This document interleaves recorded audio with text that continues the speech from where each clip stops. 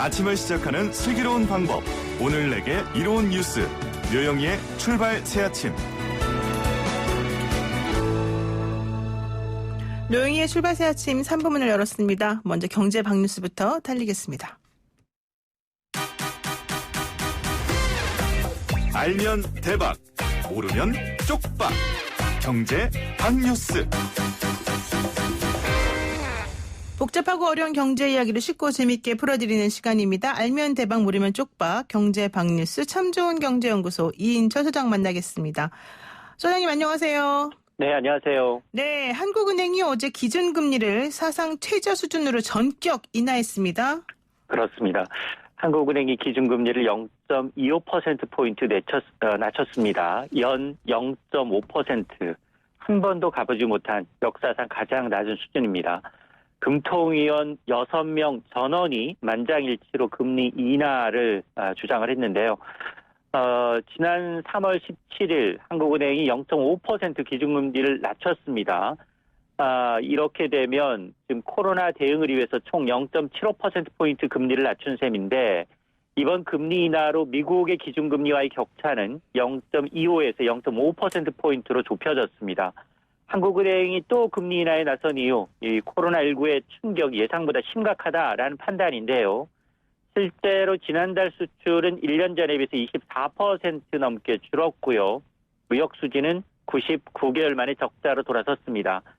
이 글로벌 봉쇄 조치로 인한 수출 감소 본격화되면 2분기는 더 심한 경제 충격이 예상이 됩니다.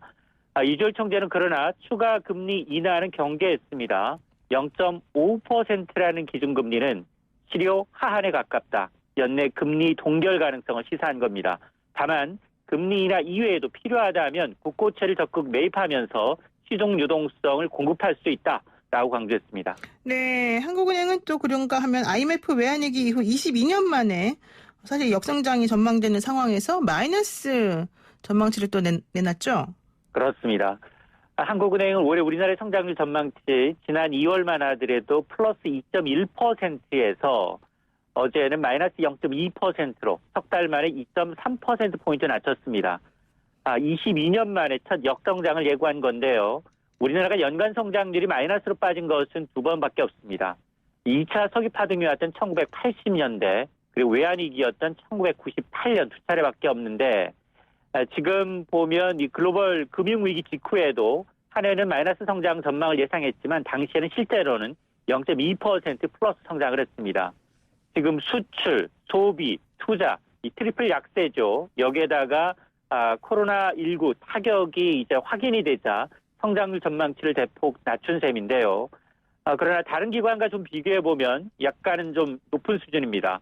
한국금융연구원이 마이너스 0.5%, KDI의 경우에는 우리나라가 플러스 성장할 수 있겠지만 그러나 코로나19가 장기화된다면 마이너스 1.6%까지 떨어질 수 있다라는 겁니다. 국제통화기금, IMF도 마이너스 1.2%로 제시하고 있습니다. 다만 이제 한국은행은 내년도 성장률 전망치를 3.1%로 제시하면서 그나마 이제 빠른 회복세를 점치고 있는데 그럼에도 불구하고 V자형은 아니다라고 선을 긋고 있습니다. 네, 또 그렇게 하려면 코로나19가 얼마나 잘 잡히느냐 이것도 매우 중요한 영향을 미칠 것 같은데요. 정부는 지금 소비 심리가 긴급 재난지원금의 지원으로 조금 올라갔다, 회복이 됐다라고 보면서 이 불씨를 살리기 위해서 계속 고심하는 것 같습니다. 다음 달 하순부터 2주간 대규모 특별 할인 행사를 연다고요? 맞습니다. 정부 재정의 역할은 마중물입니다. 이제 7월, 8월이 끝나고 난 다음에 다시 이 소비 절벽이 온다면 긴급 재난지원금의 효과는 소멸될 수밖에 없다라는 이 강박관념이 있는데요. 그래서 이 코로나19의 어떤 경제적 피해를 극복하기 위해서 대규모 특별 할인 행사를 합니다. 다음 달 26일부터 2주간 개최되는데요. 행사 명칭이 대한민국 동행 세일입니다. 대표적인 우리나라 이제 세일 행사인 코리아 세일 페스타에 버금가는 특별 할인 행사로 키우겠다라는 보관인데요. 이번 행사에 2,000개 안팎의 기업, 전통시장, 소상공인이 참여합니다.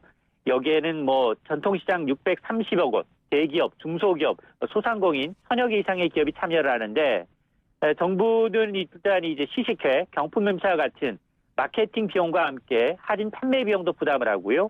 또 고효율 전자제품을 사게 되면 부가세를 환급해주는 예산도 당초 예산보다 3배가량 확대하기로 했습니다. 여기에 10대 가전에서 의료 건조기와 같은 이 추가 항목도 포함이 되고요. 또 현장뿐 아니라 이제 온라인과 공영 홈쇼핑에서도 동시 할인 판매가 이루어지면서 중소기업, 이 소상공인 온라인에 입점하는 것에 대해선 최대 40%에 달하는 할인 쿠폰도 발급하겠다라는 건데 어쨌든 이 동행세일 기간 개최에는 여행 그리고 외식을 촉진하는 행사도 함께 추진됩니다. 네, 긴급재난지원금을 카드로 주다 보니까 전통 시장처럼 카드를 안 받는 혹은 카드 관련된 매출이 없는 곳에서는 좀 힘들다 뭐 이런 얘기 나왔는데 이번 행사를 계기로 좀 회복이 됐으면 좋겠습니다. 오늘 말씀 여기까지 듣겠습니다. 고맙습니다. 네, 고맙습니다. 네, 지금까지 삼조원경제연구소 이인철 소장이었습니다. 아침을 시작하는 슬기로운 방법. 오늘 내게 이로운 뉴스. 노영희의 출발 새 아침 슬기로운 인터뷰. 네, 오늘은 20대 국회 임기 마지막 날이죠. 국회를 떠나는 의원들 각각 제2의 삶을 살기로 한 것 같습니다. 길었던 정치 인생을 마무리하고 여의도를 벗어나는 원로 의원이 계십니다. 원혜영 더불어민주당 의원과 연결해서요. 한번 그동안의 소회를 들어보도록 하죠. 의원님 안녕하세요. 안녕하세요. 반갑습니다. 네, 반갑습니다. 그 옛날 얘기부터 사실 해야 될 것 같습니다. 유기농 식품 기업의 창업주로 유명하신 우리 원혜영 의원인데요. 어떤 계기로 정치에 발을 딛게 되셨나요? 네, 87년도 6월 시민항쟁으로 직선제 개헌이 되고 합법적 정치의 공간이 열렸거든요. 네. 온 국민의 염원이 양김이 단일화해서 민주정부를 수립해달라 하는 그렇죠. 거였는데 네. 양김 분열로 결국 군사 정권을 연장시켜줬어요. 그래서 양김의 분열을 비판하고 새로운 정치를 해야겠다 해서 돌아가신 재정구 의원, 유인태 의원, 막내가 김부겸 의원이지 이렇게 같이 한결의 민주당을 만들어서 새로운 정치를 표방하고 참여했는데 벌써 30여 년이 지났습니다. 살아있는 역사를 본 듯한 느낌이 듭니다. 김영삼, 김대중 그 두 전직 대통령이 사실은 그 당시에 단일화를 이루지 못했기 때문에 우리의 군사 독재, 이 정부가 조금 더 오래 지속이 됐었다. 또 그걸 계기로 정치계에 입문하시게 됐다 이런 얘기네요. 돌이켜보니까는 7선이나 선출직 당선을 이루신 유일한 분인 것 같아요. 14대 국회의원, 2번의 부천시장, 17대부터 20대까지 국회의원. 정말 모든 사람들로부터 많은 막강한 지지를 받으셨다 이렇게 얘기할 수 있을 것 같은데 그 이유가 뭘까요? 네, 우리 부천 시민들이 네. 제가 시작을 하면서 만화, 영화, 애니메이션, 음악의 문화도시 만들기에 앞장섰고 또 세계 최초로 버스 도착 시간을 알려주는 시스템을 개발해서 실용화해서 시민교통 편의도 개선하고 그랬거든요. 네네. 그런 일이라든가 또 그 깨끗한 정치운동에 앞장서고 싸우지 않는 국회 만드는 데 노력하는 걸 보고 우리 유권자들이 지지해 주신 것 아닌가 이렇게 생각하고 감사하게 생각합니다. 네, 깨끗한 정치, 싸우지 않는 정치인.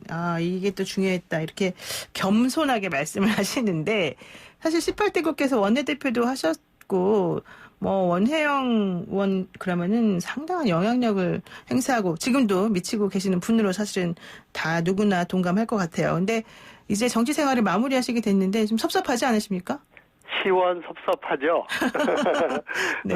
또 이렇게 명예롭게 물러날 수 있는 영광을 갖는 것도 참 기쁜 일이고 감사한 일이라고 생각을 합니다. 네. 근데 이제 물러나시는 마당에 민주당은 슈퍼 여당이 됐습니다. 21대 국회에서 사실은 책임이 더 막강하다 이렇게 볼 수밖에 없겠습니다만은 그래도 이제 민주당에게 남기고 싶은 당부가 있다면 한 말씀 해주시죠. 네, 정말 21대 국회는 싸우지 않고 일하는 국회를 만들어 달라는 당부를 하고 싶습니다. 우리 민주당이 거대 의석을 갖게 된 만큼 더 큰 책임을 갖고 있습니다. 협치를 반드시 21대에 이뤄서 최소한 회의를 여는 것을 가지고 여야가 논란해서 국회가 문 닫는 일은 없는 그런 열린 국회 또 함께 이 코로나 대책이나 그밖에 경제 대책, 실업 대책 의논하는 정말 일하는 국회가 되기를 희망하고 기대합니다. 네, 그렇군요. 일하는 국회에 대한 그 주문이 사실은 상당히 많은 것 같이 느껴지는데요. 그 일 얘기를 하다 보니까 또 이런 일 얘기를 안 할 수가 없습니다. 부천에서 사실은 나고 자라서 지금까지 평생 살고 계시지 않습니까? 네. 근데 요즘에 지금 쿠팡 물류센터 직원들의 집단 감염이 부천에서 이제 일어났고요. 이게 연쇄작용을 일으켜서 뭐 콜센터에서도 확진자가 나오고 있습니다. 어떻게 지금 보세요, 이 상황을?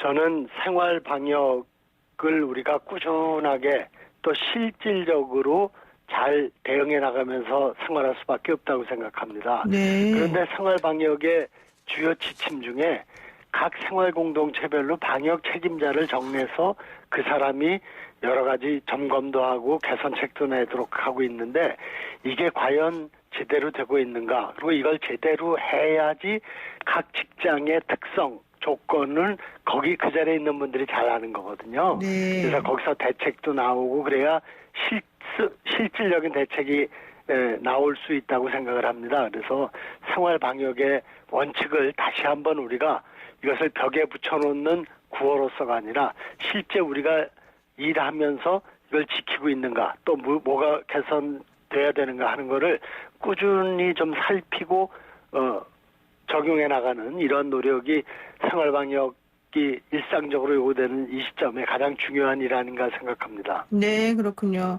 그리고 사실 우리 원 의원님께서는 1951년생이십니다. 그리고 1992년도 14대 국회 때 국회에 이제 들어오시면서 사실은 29년 만에 정계 은퇴를 하시는 거란 말이죠.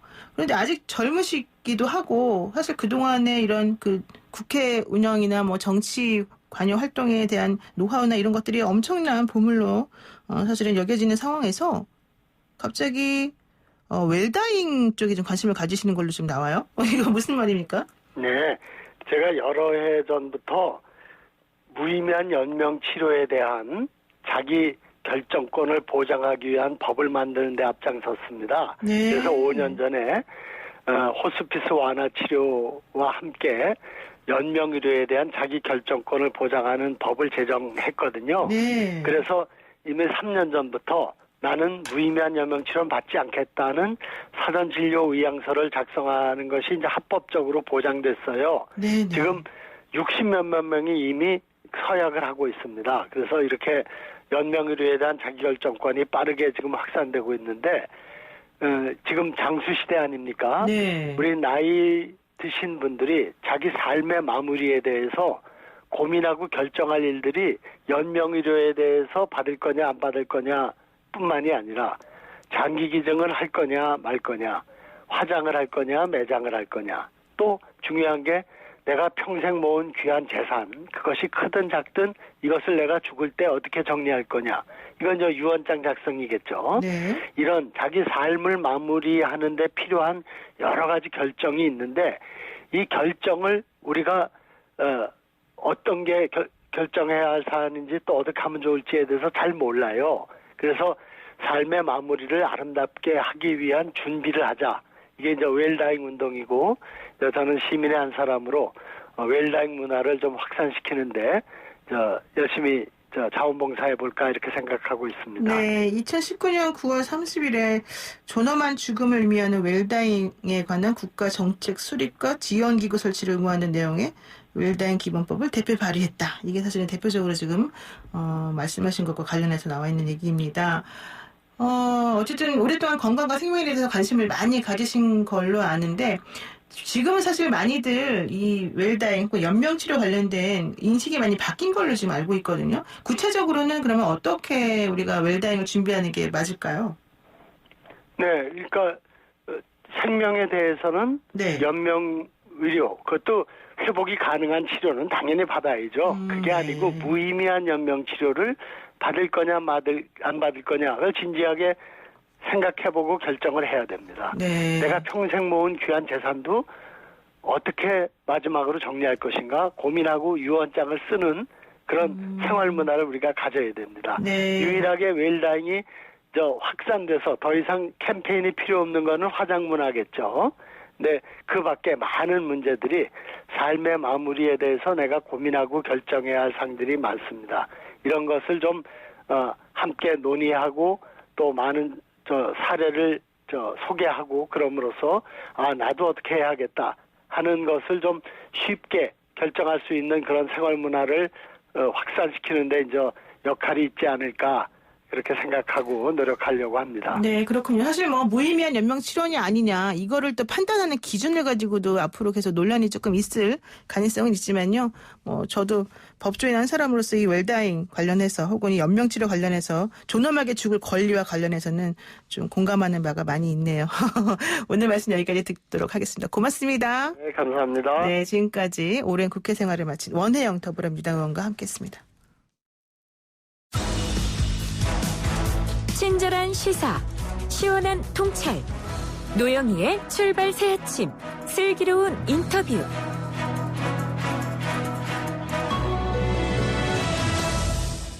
네, 경기도 부천의 쿠팡 물류센터에서 집단 감염이 확산이 되면서요. 코로나19에 대한 공포가 다시 커지고 있습니다. 현재 택배 운송을 담당하는 근로자들의 이 안전을 또 위협하는 것, 또 그로 인해서 소비자들에게까지 치명적인 위험을 야기할 수 있는 그런 문제가 있는 것은 아닌지 한번 좀 살펴봐야 될 것 같아서요. 저희가 김태환 전국 택배연대 노조위원장을 긴급 전화 연결해서 한번 모셨습니다. 위원장님 안녕하세요. 예, 안녕하세요. 네, 먼저 부천의 쿠팡 물류센터 관련해서요. 확진자가 급증하고 있는데, 이 원인이나 이런 것들은 정확히 뭐라고 봐야 됩니까? 일단 밀폐된 건물에서 일하는 거하고 네. 뭐 계약 형태에 따른 이제 업무 내용과 이제 그에 따른 이제 동선, 규모 등의 차이가 커서 이에 맞는 이제 방역 대책이 구체적으로 이루어져야 되는데 이제 그러지 않았던 것 같습니다. 네, 그러니까 택배 근로자들이 사실 근로 환경이 정규직 다른 사업체에 있는 분들에 비해서 좀 많이 열악하다 이런 얘기 나오던데 정말 그렇습니까? 네, 먼저 이제 시스템을 약간 설명을 드리면, 네네. 택배사마다 명칭을 좀 달리하는데 대형 물류센터 허브터미널이라는 거 이렇게 부르는데 이런 곳에서 전국 각지에 이제 캠프 서브터미널로 택배가 모아지고 거기에 있는 기사들, 쿠팡맨 이런 분들이 이제 고객의식으로 이제 배송하게 됩니다. 네. 그러니까 이번에 이제 확진자가 발생한 이제 물류센터에서는 택배 기사가 없고 이제 물건을 분류하는 분들이 이제 수천 명이 일을 하게 됩니다. 네, 여보세요? 네네. 예. 택배 기사들이 있는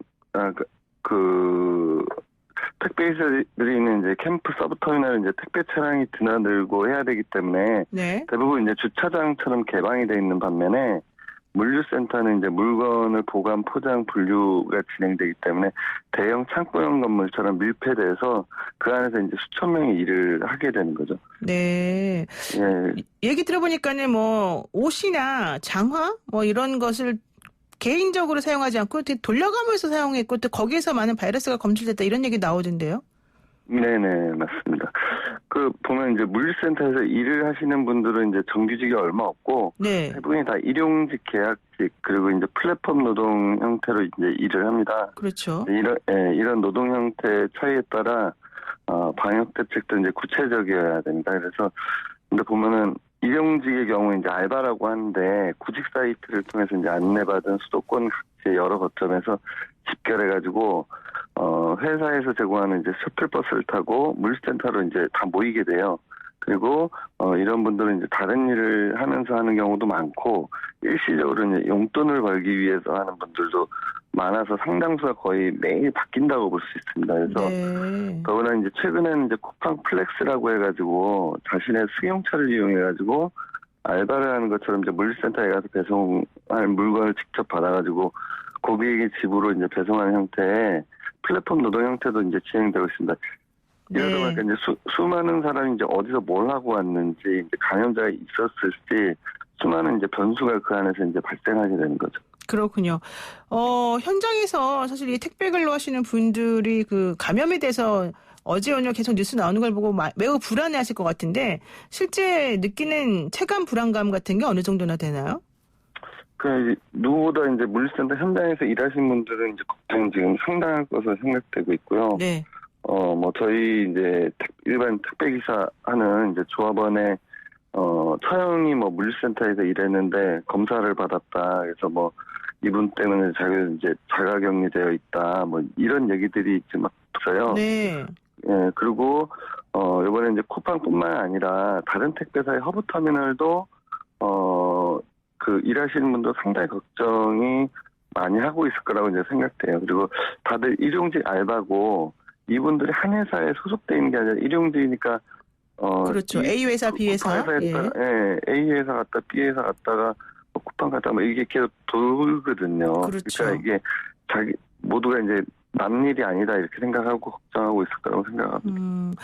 그렇군요. 어제 사실 이제 인천에는 그 한 물류센터에서 일하던 40대 근로자가 갑자기 쓰러져서 숨진 사고가 일어났는데요.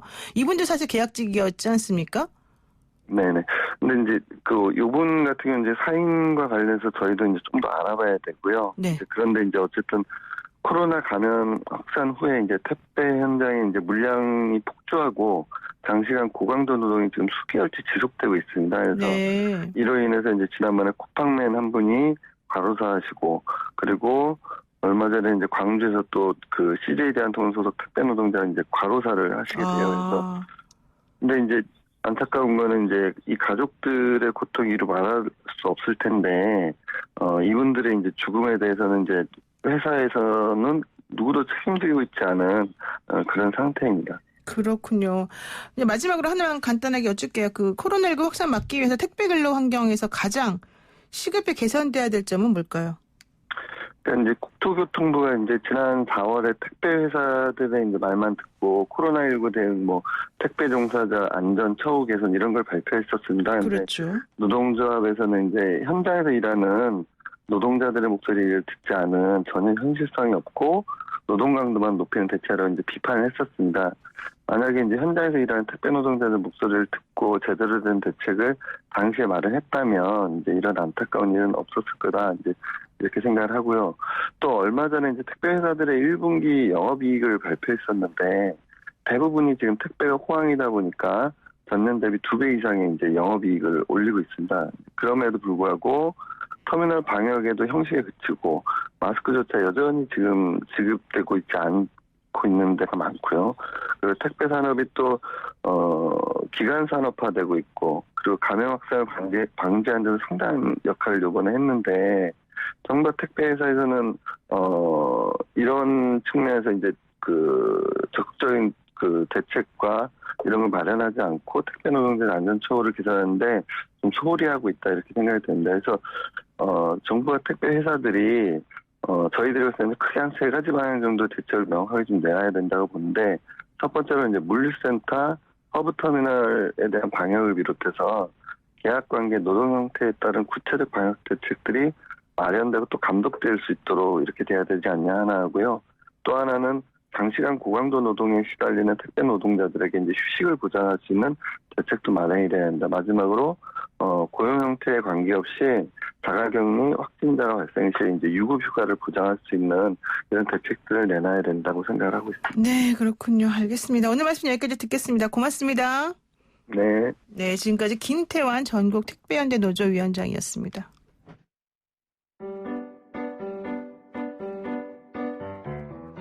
영희와 함께하는 출근길. 노영희의 출발 새아침에서는 여러분의 참여를 기다립니다. 짧은 문자 50원, 긴 문자 100원의 유료 문자 샵 0945, 우물정 0945번으로 다양한 의견들 많이 남겨주세요. YTN 라디오 어플리케이션과 유튜브에서는 보이는 라디오로도 만나실 수 있습니다. 청취자와 대화하는 시사라디오 노영희의 출발 새아침 계속해서 이어집니다.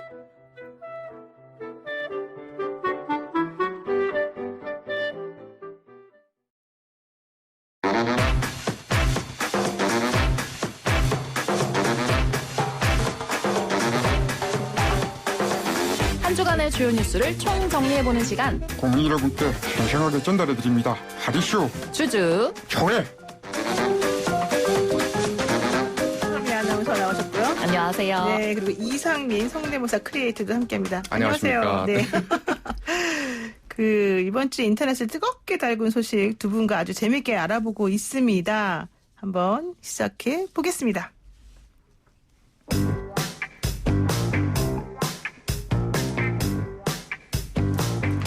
청취자 여러분 안녕하십니까? 오늘 1분 토론의 진행을 맡은 송섬입니다. 오늘 토론 함께할 분들 나오셨습니다. 먼저 박원순 서울시장님 안녕하세요. 종효진의 꽃이 피네. 안녕하세요. 저는 박원순입니다. 예, 반대편엔 김문수 전 경기도지사 모셨습니다. 전 경기도지사 현 당대표 김문수입니다. 실례지만 어떤 당이신지? 우리 당 이름을 모르는 사람이 누구요? 그 사회적 관등성명도 해봐요. 죄송합니다. 기독 자유통일당이십니다. 자, 여튼 오늘은 전광훈 전 한국기독교연합회 회장의 사랑제일교회 철거에 대해 얘기 나누겠습니다. 먼저 박원순 서울시장님. 예, 아니 이번에 사랑제일교회가 재개발 조합 측에 약 570억 원의 보상금을 요구했는데요. 이는 서울시 감정가액인 80억 원보다 7배 이상 많은 돈입니다. 그래서 전광훈 목사가 장의동에서 알박기 하는 거 아니냐라는 의혹이 나올 정도예요. 정말 당황스럽습니다. 예, 그럼 이번엔 김문수 대표님? 그거 지금 얘기한 사람 이름이 누구요? 저랑 친한 정광훈 목사의 사랑제일교회는 정당하게 요구한 것이라고 생각합니다. 그런데 그걸 철거를 해요. 이게 자유민주주의 국가입니까? 전 그저 아무도 저희 말을 들어주지 않아서 그게 마음이 아픕니다. 박원순 시장님 반론 있으신가요? 아니 아무도 말을 들어주지 않는 거는 그동안에 전광훈 목사가 국민적인 신뢰를 잃은 데서 나왔지 않습니까? 그리고 570억 원을 누가 보상해줘요? 570억 원이 누구 애 이름이에요? 그래도 많이 줄인 겁니다. 그리고 지금 말한 사람 이름이 누구요? 관등성명 내봐요. 저요? 저는 서울시장인데요. 두 분 싸우지 마시고요. 자, 그럼 오늘 1분 토론 여기서 마치겠습니다. 아니 말을 하니 코너를 끝내. 지금 내 말 끊은 사람 이름이 누구요? 네. 꽁트는 꽁트일 뿐이고요. 성대모사 해당 인물이 발언한 것이 아님을 다시 한번 알려드리겠습니다. 이거 가지고 시비 거시는 분들이 있으신데 그러시면 절대 안 됩니다. 특히 김문수 전 경기도지사 성대모사 오늘 좀 실패한 것 같긴 하지만 자꾸 홍준표 대표 같다 그래가지고 어떤 분들이 네. 일단 이상민 기자한테 좀 더 열심히 노력하시길 부탁드리겠습니다. 자, 새 인물이 등장했습니다. 어쨌든 뭐 네. 아직까지는 완벽하지 않은 것 같지만 혹시 전광훈 목사 성대모사도 됩니까? 전광훈 목사는 하나님한테 안 되는군요. 네. 그 특히 허스키함이 있어가지고. 네. 힘듭니다. 네. 근데 어쨌든 사실 이제 이게 꽁트의 소재가 될 만큼 이 알박기 내지는 이 뭐라 그래야 되나 좀 버티기? 이게 상당히 문제가 되는 것 같아요. 전광훈 목사가 있는 사랑제일교회 결국 소송 끝에 강제 철거될 가능성이 매우 높아졌습니다. 네, 맞습니다. 성북구 장위동의 장위 19역 재개발 조합이 명도 소송에서 승소를 했어요. 그러면서 이 전광훈 목사가 있는 사랑제일교회 강제 철거가 가능해졌는데요. 이 명도 소송으로 조합은 교회에 인도 명령을 할 수 있고요. 만약에 교회가 불응하면 강제 철거가 가능해졌습니다. 조합 관계자에 따르면 교회가 자발적으로 철거할 걸로 안 보인다고 해요. 그래서 불응하면 2주 내에 강제 철거를 하겠다라고 밝혔습니다. 네, 이제 강제 철거하면 좀 걱정되는 게 또 무력 충돌이 있을 가능성이 있어서 이 부분은 조금 조심해야 될 것 같은데 네. 이 교회는 사실은 전에도 그 아주 높은 보상금을 요구하면서 알박기 논란을 했던 것 아닙니까? 맞아요. 이 사랑제일교회가 건축비를 이유로 재개발 조합 측에 563억 원의 재개발 보상금을 요구를 했거든요. 그런데 이 서울시 감정가액이 82억 원인데 그거에 비하면 7배 이상 많아요. 게다가 이미 지역 주민들의 97% 이상이 이주를 한 상태여서 이렇게 알박기 버티기를 하니까 주민들도 불만이 있고 여기서 이제 조합이 참지 못하고 명도 소송을 제기를 한 건데요. 법적으로는 교회 땅이란 건물이 조합에 수용이 됐는데 교회가 아직도 나가지 않아서 뭐 철거도 착공도 다 지연되고 있고요. 게다가 주변 지역은 슬럼화까지 오고 있다고 합니다. 네, 맞아요. 사실 재개발이나 재건축은 하루하루가 돈입니다, 다. 네. 빨리빨리 그렇죠. 진행해야 네. 되는데 2017년도에 사실은 거의 대부분 이주가 마쳐졌는데도 이 사랑제일교회 때문에 아무것도 못하고 있어서 그동안 많이 힘들어했다는 얘기가 있습니다. 근데 사랑제일교회가 사실은 큰 금액을 요구한 근거 같은 게 있습니까? 네, 교회 측이요. 교인이 줄었다. 그리고 재정 손실이 우려된다면서 110억 원을 요구를 했고요. 여기다가 지금보다 6배나 큰 규모의 새로운 교회를 짓겠다면서 건축비 358억 원, 거기다가 인테리어비 35억 원 등등 해가지고 총 563억 원을 요구를 한 건데요. 전 목사는요, 집회에서 이 보상금이 마치 기정사실화된 것처럼 올해 안에 보상금 500억 원이 나온다면서 큰 소리를 치기도 했다고 합니다. 아, 근데 이 보상금이 이렇게 나온다고 쳐도, 물론 나오지도 않지만, 나온다고 쳐도 이게 뭐 교인들에게 돌아가는 게 아니라 그냥 그 교회 내지는 그 목사님이 다 입마에 포켓 하시는 거 아니에요? 그런 염려가 있죠. 네. 아무래도 그분의 성향상. 네네. 아, 그건 또 조심스럽게 말해야 될 것 같아요. 오늘 위험합니다. 지레정답입니다. 그러면 이렇게 만약에 큰 금액을 보상해달라고 요구를 하면 법적 조치를 어떤 식으로 취해야 될까요? 사실 뭐 이제 방법이 없어요. 처음에는 아까 말한 것처럼 사실 수용이라고 하는 거는 강제적으로 이루어지는 것이기 때문에 결국 얼마나 보상을 해줄 것이냐 이제 문제거든요.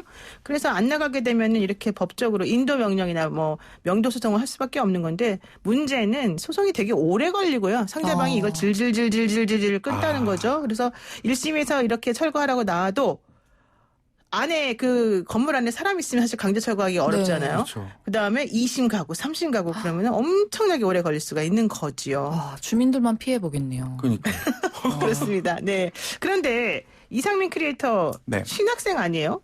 저는 올해 신학대를 졸업을 했습니다. 아, 올해 졸업했어요? 네. 아직 애기구나. 저번 주부터 자꾸 나이를 갖다가 저를 인신을 갖다가. 오늘 그러고 보니 나비 넥타이까지. 네, 요즘 누구 좀 닮아가는 것 같은데. 자, 신학생이 본, 혹은 네. 신학교를 졸업한 학생이 본, 사회인이 본 정강훈 목사 어떤 인물로 평가할 수 있습니까? 뭐 저랑 저희 친구들 동기들이 볼 때는 괴짜죠. 괴짜라고 봐요? 정치적인 발언을 할 때도 굉장히 폭력적인 그런 발언을 하기도 하고 사실 이 교회는 그 사회의 모범이 돼야 되고 약자들을 제일 먼저 돌봐야 되는 건데 입장인데 이 폭력적인 발언을 한다는 거는 자칫 그 기독교가 아닌 사람들, 기독교 방송 같네요, 오늘.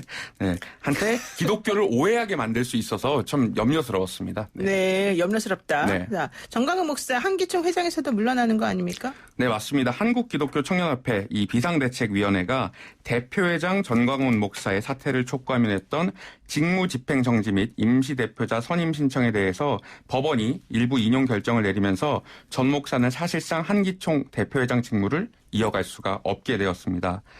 서울중앙지법에 따르면은 채권자들과 한기총 사이의 총회결의 무효 확인 사건의 본안 판결 확정 시까지 채무자 전 목사는 한기총의 대표회장 직무를 집행해서는 아니 된다라고 밝혔는데요. 이에 한기총 비상대책위원회는 성명을 통해서 법원의 결정을 환영한다. 그리고 앞으로 정치와는 멀어지겠다면서 기간의 개선 의지를 밝혔습니다. 네, 그랬군요. 그런데 또 정강훈 목사를 둘러싸고는 학력 위조 논란도 있었던 것 같아요. 네, 6년 전이었는데요. 대한예수교 장로회 총회장 출마 때 졸업증명서, 성적증명서를 냈거든요. 그런데 이 내용을 보니까 1999년 8월 30일에 안양대 신학대학원 목회연구학과에 입학을 했어요. 근데 2000년 2월 15일에 졸업을 한 거예요. 어머나, 뭐야, 4개월, 5개월, 6개월 만에. 네, 169일 만에 대학원 전 과정을 마치는 초엘리트인 거죠. 그래서 이 짧은 기간에 5학기에 100학점을 이수한 게 사실상 말이 안 된다. 게다가 2000년에 분명히 졸업을 했다고 했는데 학기 표시는 2001년부터 2003학년까지 되어 있습니다. 이 전광훈 목사가 총회장 선거 출마할 때 이런 엉터리 자료 한번 제출했다가 항의를 받았었어요. 네. 그래서 다시 낸 건데 이 다시 낸 것도 그럼 잘못된 거였나요? 맞아요. 처음 낸 게 2014년 6월인데 그때 낸 건 날인도 없었고 대학 총장 명의도 없고 거의 그냥 마치 빈 공간 이력서 같은 느낌이었거든요. 근데 빈 공간 이력서요? 그럼 그게 그냥 양식 아닙니까? 네, 마치 양식 같은 모양이었는데 네. 선관위가 자료를 거절을 했어요. 항의를 하니까 7월에 바로 다시 제출했는데 다시 낸 증명서는 아예 또 딴판이었습니다. 그래서 서류 형식도 바뀌어 있었고 발급 번호도 바뀌어 있었고요. 학기 명칭, 교과목 기입 순서, 등급 표시가 모두 달라졌는데 이게 만약에 조작된 걸로 밝혀지면 사문서 위조, 또 뭐 업무 방해 등의 혐의로 처벌이 불가피한 상태라고 합니다. 그러네요, 진짜. 자, 이상민 크리에이터님. 네. 만약 사랑제일교회가 강제 철거가 되면 박원순 서울시장은 어떻게 말씀을 하실까요? 아니 사랑제일교회가 사랑이 중요하다는 거 아닌가요? 아니 사랑만 빼고 뭐 570억 얘기 나오는데 제 사랑을 좀 무상으로 드릴게요. 아이 서울유, 아이 사랑유 이러지 않을까요? 아이 서울유, 네. 아이 서울유. 네, 잊혀진 그 제가 보기에 순간이죠. 전 목사는 박원순 시장의 사랑은 필요 없을 것 같습니다. 왜 원하지 않는 사랑을 막 주고 그럽니까? 네, 어쨌든 간에 오늘 두 분의 핫이슈 주주청에 잘 들었습니다. 고맙습니다. 감사합니다. 지금까지 송서미 아나운서, 이상민 성대모사 크리에이터였습니다. 네, 지금 보이는 라디오 그리고 문자로 박원순 시장의 아이 사랑류에 대한 의견이 폭주하고 있습니다. 제가 사실 소개를 못해드리겠습니다. 노영의 출발세 아침 3부 순서 여기서 마치고요. 잠시 후 4부로 돌아오겠습니다. 뉴스 탐구 생활 힙, 핫, 헐. 김대우의 연애 동그랑땡. 네, 김대호 연예 전문 기자와 함께하는 연예계 소식 한 주를 마무리해줄 오늘의 소식은 무엇인지 얼른 만나보겠습니다. 김대호 기자의 연예 동그랑땡. 김대호 연예 전문 기자 나와 계십니다. 안녕하세요. 네, 안녕하세요. 근데 김 기자님, 네. 꼭 연예 전문 기자라고 소개를 해야 됩니까, 제가? 그렇게 그래도 뭐. 좋습니까? 네. 알겠습니다. 자, 김대호 기자가요, 사실 2년 전에 단독으로 기사를 낸 게 있어요. SS 출신 가수 슈 네. 원정 도박 이 자금과 빚하고 관련해서 소송이 있었는데 이번 주 결과가 나왔죠. 이번에 이제 나온 것은 민사와 관련된 임차인과의 1심, 그런. 네. 아니요, 임차인이 아니라 네. 그 도박을 하면서 빚진 돈을 빌려준 사람이 민사소송을 냈던 부분에 대해서 네네. 슈가 대여금. 네. 3억 4,600만 원 전체 금액입니다. 네. 을 갚아야 되고 네. 그다음에 또 날짜에 따라서 15% 또는 12% 지연 이자도 물어야 되고 그렇죠. 그다음에 또 변호사도 모두 다 슈가 물어야 되는 그러니까 퍼펙트하게 진 그런 이제 슈가 진 판결이 내려졌습니다. 근데 사실 이제 도박 빚이라 그러면은 원칙적으로는 우리 민법상 네. 안 갚아도 된다. 네. 100번 급여다. 이런 얘기 많이 하거든요. 네. 근데 이 판결에서는 갚아라 이렇게 나왔어요. 네, 그래서 이제 일반인들 같은 경우에 흔히 알고 있는 정보이기도 하고, 그 다음에 또 이번에 이제 슈가, 법률적인 방어를 하면서도 이건 불법적인 원인에 의한, 대여이기 때문에 네네. 안 갚아도 된다. 이렇게 주장을 했거든요. 하지만 이 재판부에서는 다르게 판단을 내렸습니다. 그 이유 중에 하나는 바로 이제 슈와 돈을 이제 빌려준 사람의 국적에 관한 문제가 있는 거예요. 어떤 문제가 있는 거죠? 이 금액을 갖다 빌려준 장소가 서울과 그다음에 또 인천에 이 외국인들만 출입할 수 있는 카지노이거든요. 네네. 근데 이 카지노에 출입하는 것은 국내인은 불법이지만 외국인은 정당하게 출입을 할 수가 있거든요. 그렇죠. 하기 때문에 이것은 불법적인 장소가 아니다. 기인하지 않는 것이죠. 네. 그리고 또 이제 슈 같은 경우에는 좀 뭐랄까요? 형사 재판도 결과가 나왔었는데 여기에 대해서는 이제 해외 원정 도박에 대해서만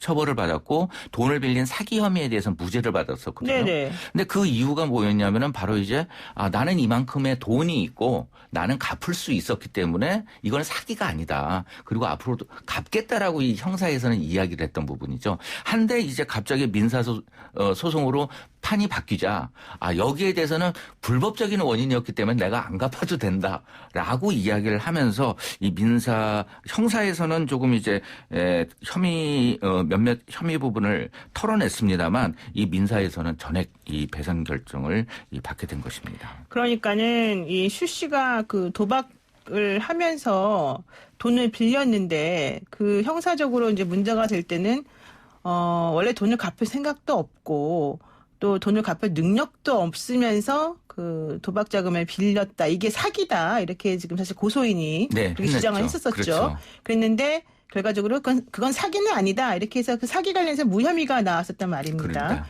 그러니까 이 돈을 빌려줬던 그 분이 슈를 상대로 해서 민사소송을 하면서 그러면 내가 너한테 빌려준 돈 사기 아니라 그랬으니까 네가 갚는다 그랬으니까 갚아라. 이렇게 소송을 제기한 거잖아요. 그렇죠. 그랬더니 또 이번에 민사재판에서는 이 슈가 뭐라고 방어를 했냐면은 이거는 도박빚이니까 불법 원인에 의한 돈을 준 거니까 안 갚아도 되는 거 아니냐 이렇게 했다가 또 이제 모순적인 그런 주장을 하면서 결과적으로는 슈가 지게 됐다 이런 얘기죠. 네. 그러면서 뭐 일부에서는 이제 아직까지도 이 돈을 빌려준 사람에 대한 여러 가지 의혹 부분을 제기하시는 분들이 있어요. 그리고 또 뭐 이른바 이 도박을 하면서 전문적으로 돈을 빌려주는 사람이지 않느냐라는 것을 뭐 유튜버들이나 아니면 몇몇 언론에서 계속적으로 지적을 하고 있는데, 그래요, 맞아요. 이 실제적으로 제가 만나본 그 돈을 빌려준 사람 같은 경우에 굉장히 평범한 사람이에요. 그리고 뭐 그렇게 본인 역시 굉장히 좀 피해를 입었고, 그 다음에 또 그 이전까지는 돈을 빌려줘 본 적이 없는 그런 사람이기 때문에 뭐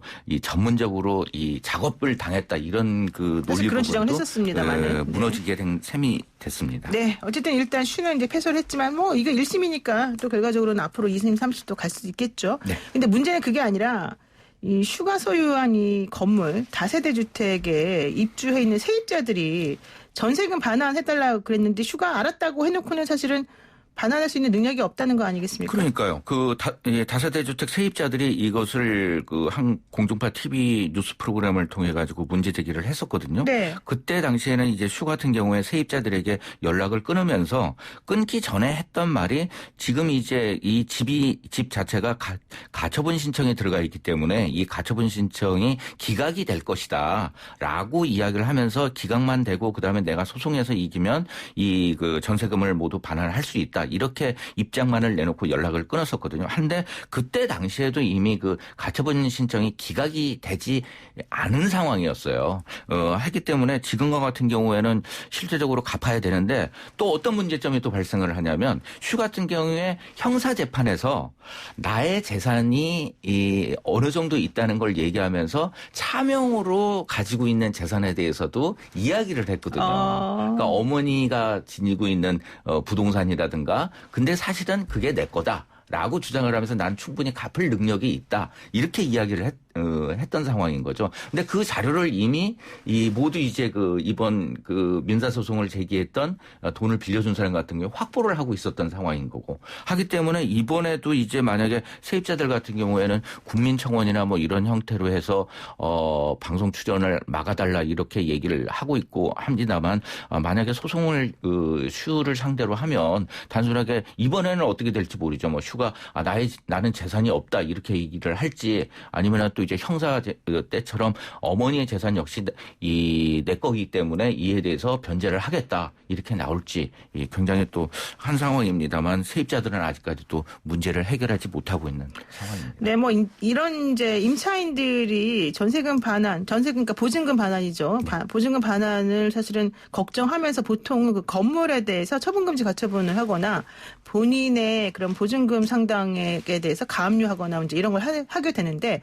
그렇게 되면 임대인인 소유주 입장에서는 그 건물에 사람이 들어오지도 않고 새로 세입자가 그리고 또 그 건물이 사실은 또 뭐 매도하기도 어렵고 이렇기 때문에 현금 확보가 어렵다. 그래서 오히려 전세금 보증금을 반환하지 못한다 뭐 이런 얘기가 있었단 말이에요. 그러니까 슈가 걱정하지 마라. 그것만 풀어주면 내가 다 할 수 있고 내가 이길 수 있으니까 돈도 돌려줄 수 있다 이렇게 했는데 결과적으로는 지금 그게 아무것도 진행이 안 돼서 임차인들이 불안하다 이런 것 같습니다.